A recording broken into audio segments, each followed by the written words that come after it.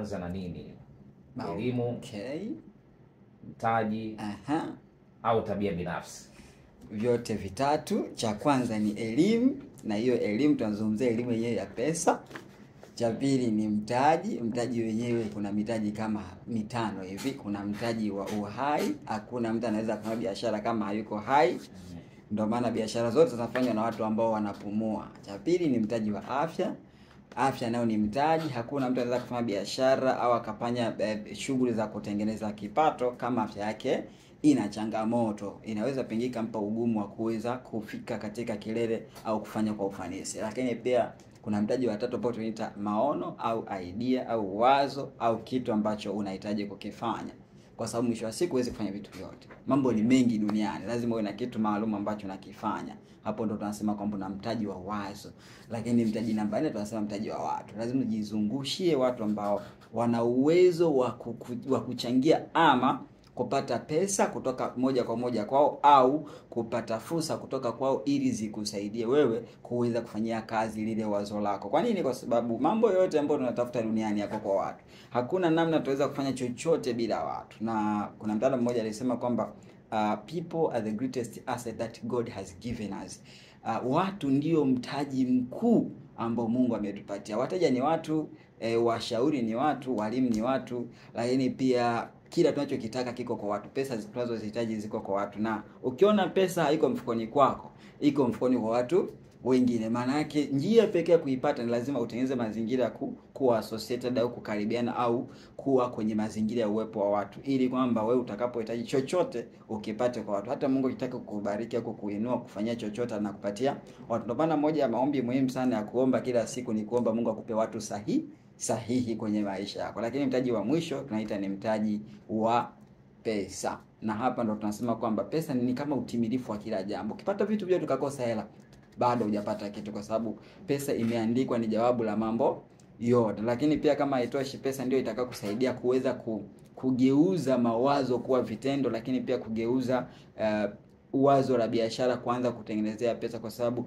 hakuna biashara utafanya bila kuweka chochote. Either hiyo pesa inaweza ikawa imetoka mfukoni mwako, kutoka kwa wadau, kutoka kwa tunaita wawekezaji, lakini pia kutoka kwenye mazingira tofauti ambao tunasema ni sponsors au wadhamini. Moja kwa moja pesa itatumika. Kwa hiyo uhai, mtaji wa afya, lakini pia mtaji wa wazo, lazima uwe na kitu unahitaji kufanya.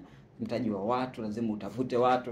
Mtaji wa pesa, hivi vyote ndivyo vinatusaidia kuweza kupata. Lakini mwisho wa siku umezungumzia tabia. Haya yote lazima yatengenezee tabia. Kwa hiyo tuna elimu, alafu kuna mtaji, alafu kuna tabia. Sasa tunaamini kwamba mtu hawezi kuwa navyo vyote. Sasa aanze na kipi hapo? Unaanza na kile kinachowezekana, lakini msingi namba 1 ni ufahamu, kwa sababu ufahamu kifunguka, ukiwa na ufahamu kamili inakusaidia pia kujua unapata wapi wazo, unapataje wazo. Lakini pia kama haitoshi, ukisha kuwa na ufahamu na maarifa inakusaidia kujua unapataje huo mtaji. Lakini pia ukiwa na ufahamu kamili unajua namna ya kutengeneza tabia, lakini pia unazijua tabia zenyewe sahihi za kutengeneza, lakini pia unajua namna ya kuzimaintain ili zigeuke kuwa lifestyle yako. Kwa sababu mafanikio mwisho wa siku sio bahati, ni mchakato wa matokeo ya kufanya kitu sahihi, lakini pia kukifanya kwa muda mrefu na kukifanya kiwe ndo maisha yako. Sio kubahatisha au kugusa tu kwamba nataka nibahatisha, nataka niguse batani hii, ikitoboka basi imetoboa, ikizingua tu na hama naenda kwingine, hapo umefeli. Mchanganuo wa fedha katika swala la elimu kwa vipi? Mchanganuo wa elimu katika swala la fedha umegawanyika katika makundi 5 ambao mimi nachukulia kama ni msingi muhimu zaidi. Lazima mtu uwe na elimu juu ya kutengeneza pesa, njia za kutengeneza pesa. Kama ni kupitia biashara, kwenye hiyo biashara kuna aina 2 za maarifa. Kuna maarifa ambayo ndio inaitwa ni maarifa ya jumla au general knowledge, alafu kuna maarifa ya ambayo ni mahususi, maarifa ambayo yanakuwa yanalenga kile kitu. Kwa elimu ya biashara au elimu ya utengenezaji wa fedha kwa ujumla lazima uwe nayo. Lakini kuna ile elimu ya kitu maalum hicho ambacho unataka kukifanya. Kama ni vipodozi uvijue vizuri, kama ni afya uijue vizuri, kama ni elimu, kwa mfano masuala ya elimu labda kuwa na shule na kadhalika, au ni uwekezaji, uijue hiyo kitu ambao unataka kuwekeza zaidi huko ili utengeneze pesa zaidi. Elimu namba 2 ni elimu ya namna ya kusimamia na kutawala pesa, kwa sababu hili nalo ni changamoto kubwa sana ambayo inawasumbua watu wengi. Pesa zinapita, zinaondoka. Unapata pesa haikai. Hiyo ni changamoto. Lazima uwe na elimu juu ya usimamizi na utawala wa fedha. Lakini elimu ya 3 ni elimu juu ya utunzaji wa hela.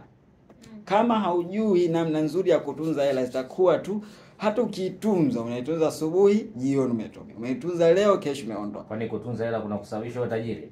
Kutunza hela ni mwanzo, kwa sababu ni kutengeneza au kuandaa mbegu ambayo itakusaidia kuja kupanda kama sehemu ya investment. Huwezi kupanda ambacho hauna. Ndio maana wakulima vijijini huko, ikifika tu wakati wa mavuno, wanachukua mazao special kwa ajili ya chakula, alafu wanatenga mazao mengine kwa ajili ya mbegu ya mwakani itakapofika masika, na wanakuwa waaminifu, mbegu hawaguzi. Kwa hiyo elimu namba 4 ni elimu ya namna ya kuongeza kipato. Usibakie pale ulipo. Moja ya changamoto kubwa inawasumbua watu wengi waliojiajiri na walioajiriwa ni uwezo wa kukuza walichonacho na uwezo wa kuzidisha kipato chao. Na hii ni changamoto kubwa, kwa sababu pesa haiongezeki kwa sababu natamani iongezeke, ila inaongezeka kwa sababu umefanya vitu sahihi vya kufanya iongezeke. Zipi njia za kuongeza? Sasa hapo namba 1, lazima kwanza uwe na uhakika wa kuifanya isiondoke. Kile inapofika kwako unatunza mbegu, kwa sababu ndio mwanzo wa ongezeko. Huwezi kuzidisha ambacho hauna. Namba 2 ni kuhakikisha sasa unajua ni wapi unaiwekeza hiyo pesa ili uweze kuuza. Unaweza kaiwekeza kwenye biashara, unaweza kaiwekeza kwenye idea nyingine mbadala nje na chanzo chako cha awali cha mapato. Mfano, umeajiriwa, unatengeneza kitu kinaitwa side hustle, mapambano mbadala, ambayo inakusaidia kuweza kutengeneza kipato ambacho tunaita ni kipato cha ziada. Inawezekana pia ikawa ni kipaji chako wewe kama kuwekeza huko. Kuna ma-MC ambao wameajiriwa afu wanapiga hela. Kwa mfano, hata huyu msemaji wa nani anaitwa Masaubiri, ulikuwa unafahamu kama ni mwalimu, lakini anapiga shughuli mbadala, ni mwalimu. Lakini kuna watu wengi sana ambao wana vipaji alafu wameajiriwa na wanapiga kazi, wanaingiza hela kote kote. Lakini pia hata siku hizi kuna huu tunaita kuwa influencer.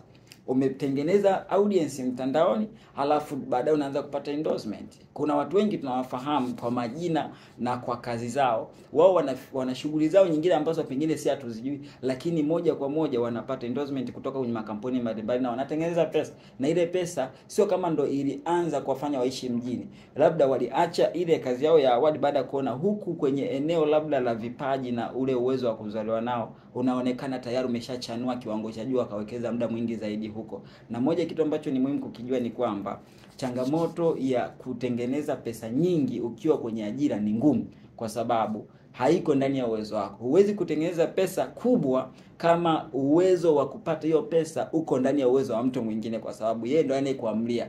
Na hapo ndo tunasema kwamba ukitaka kutengeneza uhuru wa kifedha, pambana uweze kuwa huru wewe mwenyewe kwanza. Huwezi kutengeneza uhuru wa kifedha ukiwa chini ya mtu mwingine. Hilo ni jambo ambalo haliwezekani. Na hapa ndipo tunaposema kwamba tunatafuta ajira ili tutengeneze msingi au mbegu. Ukiona umeajiriwa alafu hauna mpango mwingine wa kuweza kujitanua, manake umeridhika kwamba mimi nitaendelea kuishi mediocre, maisha ya hali ya kawaida.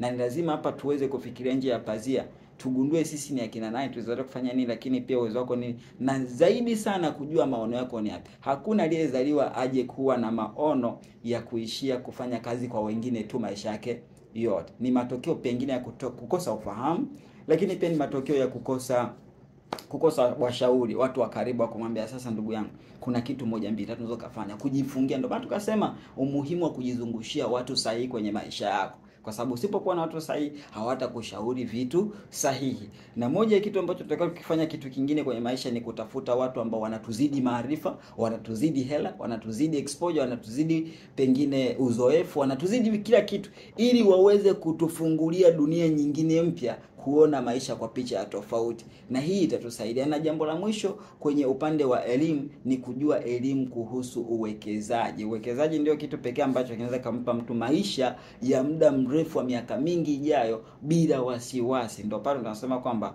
unatengeneza pesa hata kama umelala. My goodness. Unaweza kuishi mjini hata kama ufanye chochote. Hutumii muda, hutumii nguvu, hutumii akili yako, hutumii, haihitaji uwepo wako ili uweze kupata hela. Na hapo ndipo tunasema mtu amefikia uhuru wa kifedha. Na uhuru wa kifedha, nafikiri tutakapopata nafasi siku nyingine tutazungumza. Uhuru wa kifedha kwa ufupi ni pale ambapo mtu anaweza kuishi hata asipofanya kazi kwa kutumia pesa zinazozalishwa au zinazopatikana kwenye sehemu ambako umeweka pesa na pesa inafanya kazi hata kama wewe haupo.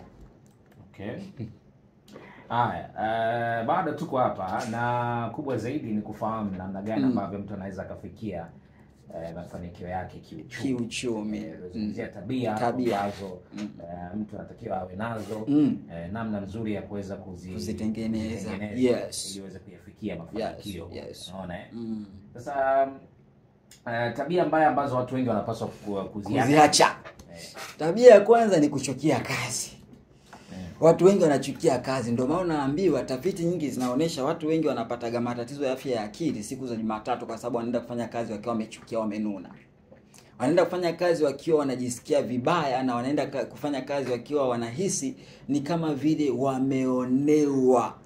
Changamoto ya kuchukia kazi iko maeneo mengi, ndio maana hata kwenye vituo mbalimbali tunashauri usimamizi uwe imara, kwa sababu watu wakiona usimamizi ni sio mkubwa sana, wanajitahidi kufanya juu chini waweze unasema kudiverge, kukimbia. Yaani ndio maana kama ni mtu mwenye kampuni alafu akawa na wasimamizi ambao hawako makini, kampuni itaanguka haraka sana, kwa sababu watu wengi kwa asili ni wavivu, wanachukia kazi, alafu wanaona kazi ni mateso, hawaoni kazi kama vile ni kitu ambacho ni kizuri na ni baraka.